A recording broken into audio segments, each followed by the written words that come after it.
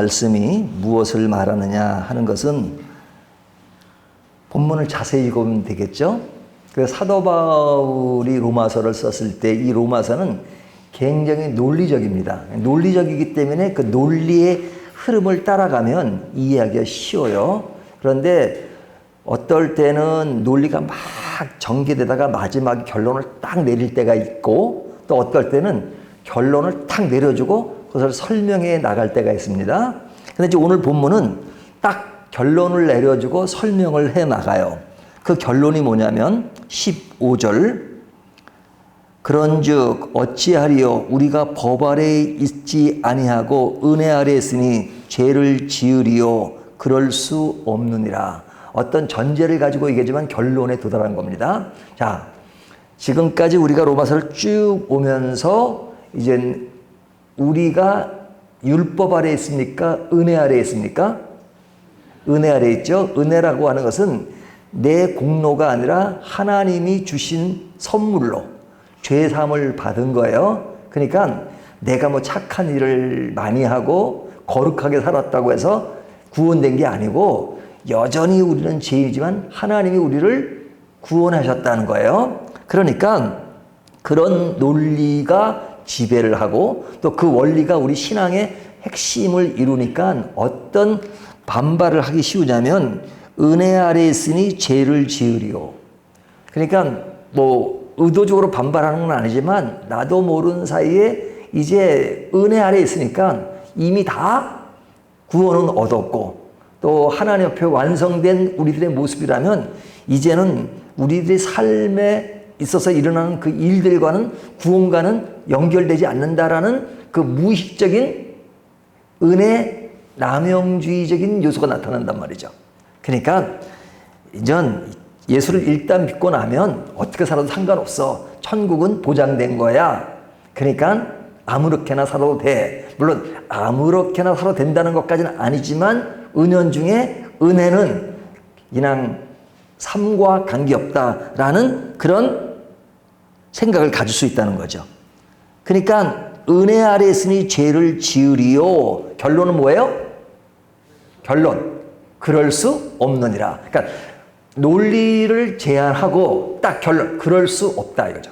그러니까 은혜 아래에 있다고 해서 죄를 마음대로 져도 되느냐 안 되느냐 하는 것에 대해서 그럴 수 없다 이렇게 말하는 겁니다.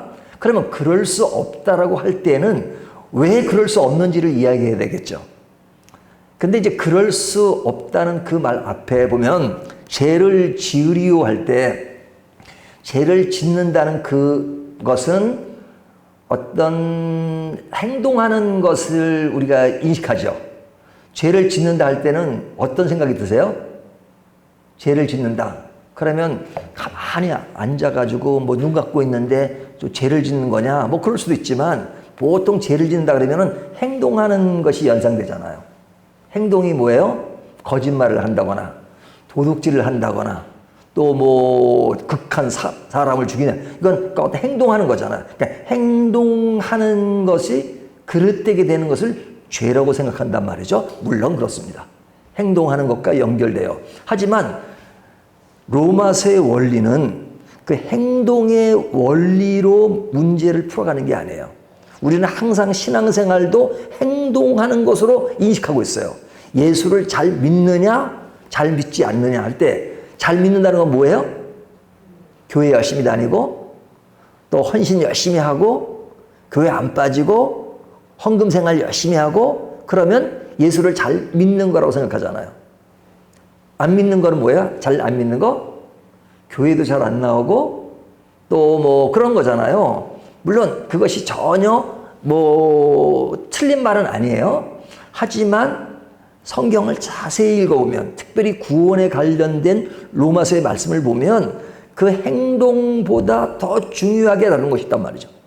중요하게 다루는 것이 있어요. 그 중요한 것이 중요하다. 그게 뭐냐? 행동하는 것으로 설명하지 않고 관계로 설명해요. 관계. 그러니까 우리들의 신앙은 행동하는 것으로 인식하고 있지만 하나님의 복음의 원리는 관계로 얘기해요. 그래서 오늘 본문은 관계의 차원에서 뭘 강조하냐면요. 16절을 보세요. 너희 자신을 종으로 내어주어 누구에게 순종하든지 그 순종을 받는 자의 종이 되는 줄을 너희가 알지 못하느냐. 여기 보면 누구의 종이라 그래요? 자신을 종으로 내어줘 누구에게 순종하든지. 종이라는 말이 나오죠. 이 종이라는 말은 땡땡 울리는 종이 아닙니다. 주인을 가지고 있는 사람이죠. 그러니까 오늘 본문 보세요. 계속 종이란 말이 나오죠. 16절에도 종이 되는 줄 너희가 알지 못하느냐. 또 17절 죄의 종으로 순종의 종으로 16절 나오죠. 또 뒤에도 보면 계속 17절에도 죄의 종이더니 그 다음에 18절 의에게 종이 되었느니라 하면서 또 뒤에 19절에도 의에게 종으로 나오죠. 또 뒤에도 그렇게 쭉 나옵니다. 22절 하나님께 종이 되어 이렇게 나오죠. 그러니까 종이라고 하는 것은 주인 밑에서 그냥 그가 시키는 일을 한다라는 그것보다는 먼저 관계로 설명되는 거죠. 누구의 종이 되느냐, 누구의 종이 돼요. 그러니까 종이라는 것은 주인과의 관계란 말이에요. 관계. 그러니까 주인과의 관계인데 오늘 본문이 종에 대해서 얘기할 때는 하나는 의의 종과 하나는 죄의 종에 대해서 얘기해요. 의의 종과 그 다음에 그 반대가 되는 죄의 종, 그렇죠? 누구의 종이냐에 따라서 그 사람의 행동 양식이 바뀌어진다는 거죠. 누구의 종이 되느냐. 그러니까 누구의 종이라는 것은 관계를 이야기하는 거잖아요. 이 관계인데 그 관계가 은혜라는 말로 설명될 때 우리는 은혜로 구원함을 받았다 이렇게 설명할 수 있지만 오늘 본문은 은혜라고 하는 것은 신분이 바뀐 것이다. 신분이 바뀐 것. 어떻게 바뀐 거예요? 너희가 옛날은 죄의 종이었는데 지금은 뭐로 바뀌었어요? 의의 종으로. 은혜라고 하는 것은 하나님으로부터 구원받은 거잖아요. 구원받은 것을 다르게 설명하면 옛날에는 죄의 종이었는데 지금은 의의 종이었다. 그러니까 구원이라고 하는 것은 뭐가 달라진 거예요? 신분이 달라진 거예요. 신분이 달라진 겁니다. 근데 우리는 구원이란 말을 신분이 달라진 것보다는 죄를 지은 죄인으로부터 의인이 되었다 그러면 옛날에는 죄를 지었는데 지금은 의롭게 되니까 죄를 안 짓는 사람이 되었다. 행동 양식으로 이야기한단 말이죠. 근데 실제로 여러분 죄를 지어요, 안 지어요? 안 짓는 분 손 들어보세요. 죄를 짓잖아요. 그러니까 그런 행동으로 설명을 하면 설명이 안 돼요. 근데 성경은 자꾸 너희들은 행동하는 것으로 인식하고 있지만 구원의 원리는 행동이 일차적인 것이 아니고 관계로서 이야기한다는 것을 강조합니다. 그래서 이제는 너희가 죄의 종이 아니라 순종의 종이다. 순종으로 의에 이른다 하는 것을 이야기하잖아요. 자, 그런데 그 종이 누구의 종이냐에 따라서 그들이 지향하는 지향점이 달라져요. 어떻게 달라지냐면 오늘 말씀을 보면요. 20절 너희가 죄의 종이 되었을 때에는 의에 대하여 자유로웠느니라. 너희가 죄의 종일 때는 뭐에 대해서 자유로워요? 의에 대해서. 그러니까 죄의 종일 때는 죄가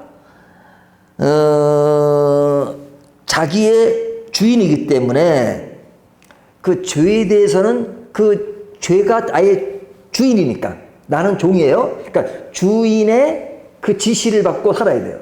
그러니까 죄의 종이니까 죄가 지시하는 대로 제가 끌고 간 대로 가야 돼요.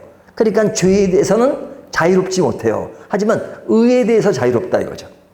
그러니까 이것은 뭐냐면 죄 짓는 게 편하고 죄 짓는 게 재미예요. 여러분 죄를 지면 나쁘다고 하지만 사실은 죄를 짓는 짜릿함이 있어요. 짜릿함. 그런 거 못 느끼세요? 영화 배우들 보면 악역을 맡으면은 그 보는 사람으로부터는 지탄을 받지만 연기하기는 너무 좋대요. 막 그냥 그 스트레스가 확 해소가 된대요. 왜냐하면 인간의 어떤 죄성이 있기 때문에 죄를 짓는 것이 사실 짜릿한 겁니다. 어떤 여자가 바람이 났어요. 그러니까 마음이 안타까운 거죠. 그냥 목사님한테 상담을 했습니다. 그러니까 목사님이 뭐라 그러겠어요?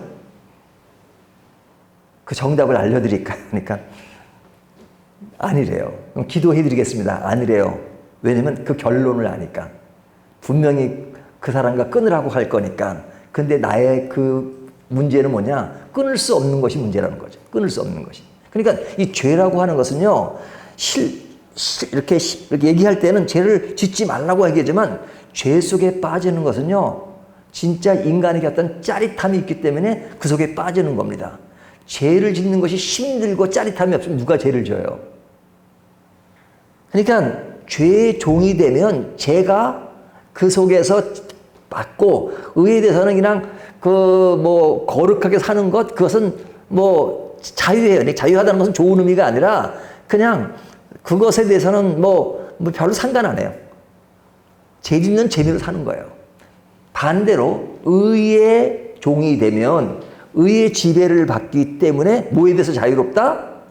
반대로 죄에 대해서 자유로운 겁니다. 그러니까 죄 짓는 것이 어떤 좀 불안해하고 초조해하고 조금 두근거리고 하는 것은 내가 의의 종이 되었다는 것이 되겠죠. 그러니까 양심의 가책 이런 것들이 의의 종일 때 그런 요소들이 많지 죄의 종이 되면 양심의 가책도 무뎌져 버려요. 그러니까 오늘 본문은 뭐냐면 우리가 누구의 종이 되느냐 하는 것이 중요하다는 거죠. 그런데 예전에는 죄의 종이었더니 이제는 누구의 종이 됐다 그래요? 하나님의 종이 되었다 이렇게 말하죠. 22절 그러나 이제는 너희가 죄로부터 해방되어 하나님께 종이 되어 거룩함에 이르는 열매를 맺었으니 그 마지막은 영생이니라. 그러니까 구원이라고 하는 것은 영생과 기결되잖아요. 근데 그 영생이라는 것은 어떻게 되냐? 너희가 예전에는 죄의 종이었더니 이제는 하나님의 종이 되어서 결과적으로 영생에 이른다는 겁니다. 그러니까 구원을 설명할 때 이제는 신분의 변화를 아주 깊이 강조하죠. 옛날에는 죄의 종이었더니 이제는 의의 종이 되었다. 그러니까 이제 와서 돌이켜보니 죄의 종이었을 때 했던 그 죄 속에 빠져 있는 것이 어떻다고요? 부끄럽다 이거죠. 그러니까 옛날에는 부끄러운 걸 못 느꼈어요. 왜? 그의 종이 됐으니까. 죄의 종에서는 죄를 지어도 부끄럽지 않아요. 근데 의의 종으로 바뀌다 보니까 그때 했던 것들이 부끄럽고 그리고 그 결과가 사망에 이른다는 것을 알게 되었다 이거죠. 그래서 제일 마지막은 뭐예요? 죄의 싹은 사망이요 하나님의 은사는 그리스도 예수 우리 주 안에 있는 영생이니라. 영생은 어디 안에 있는 거예요? In Jesus Christ. 예수 그리스도 안에.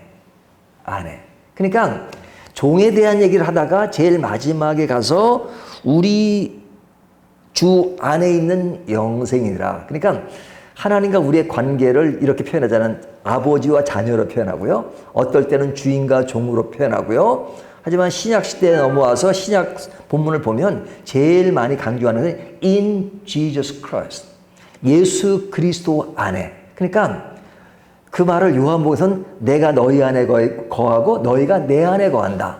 그러니까 하나님과 우리의 관계를 주인과 종으로 설명하는 건 굉장히 좋은 거예요. 인간관계는 주종관계로 하면 안 되는 거죠. 왜? 인간은 완벽하지가 않으니까, 완전하지가 않으니까. 하지만 하나님은 100% 완전하기 때문에 그 주인과 종으로 가는 너무너무 좋은 표현이에요.